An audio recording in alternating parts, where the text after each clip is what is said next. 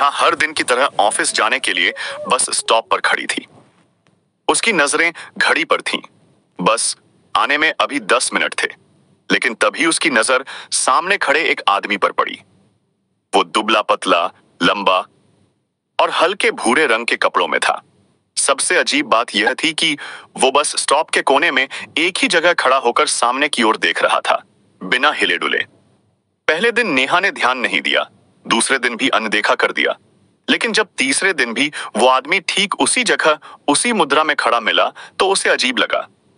हर दिन ये आदमी यहाँ क्या कर रहा है, नेहा ने सोचा।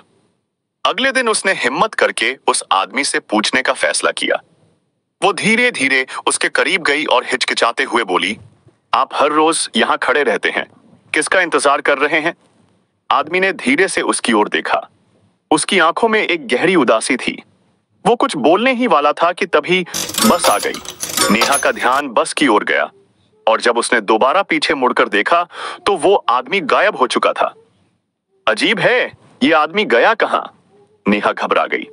उस रात घर लौटते समय उसने सड़क किनारे एक चाय वाले से उस आदमी के बारे में पूछा।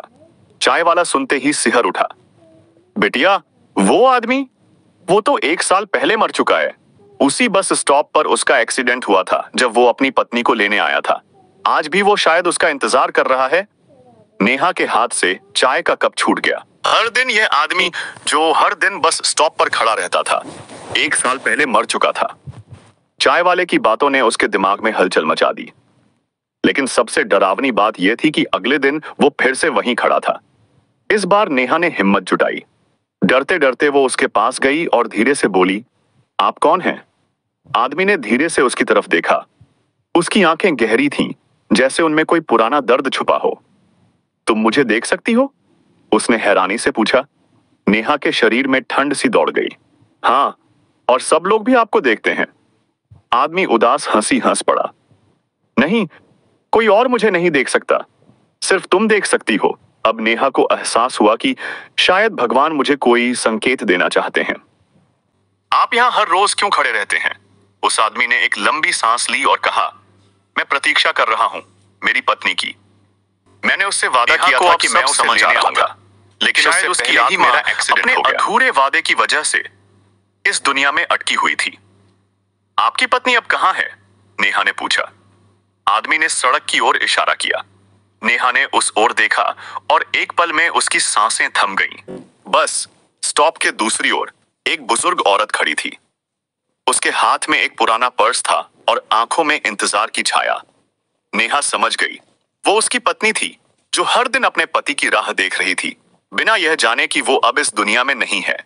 नेहा की आंखों में आंसू आ गए। उसने धीरे से कहा, आपकी पत्नी अभी भी आपका इंतजार कर रही है, लेकिन अब समय आ गया है कि आप उसे जाने दें और खुद भी मुक्त हो जाएं। आदमी की आंखों में आंसू आ गए। उसने अंतिम बार अपनी पत्नी को देखा, फिर हल्के हल्के उसकी छवि धुंधली होने लगी और कुछ ही पलों में वो गायब हो गया। घबराकर इधर उधर देखने लगी। वो आदमी जा चुका था। बस स्टॉप पर अब सब कुछ सामान्य लग रहा था, लेकिन जब नेहा ने सड़क के दूसरी ओर देखा तो उसकी पत्नी के हाथ से पर्स गिर चुका था। उसने धीरे से ऊपर देखा, जैसे किसी अनकही बात को महसूस कर रही हो। नेहा को लगा जैसे कोई हल्की सी हवा उसके चारों ओर घूम गई हो।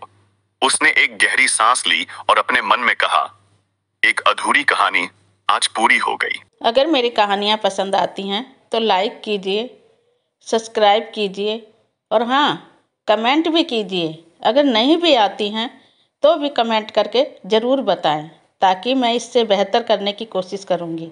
और चलिए फिर मिलते हैं आपकी नई कहानी के साथ। धन्यवाद।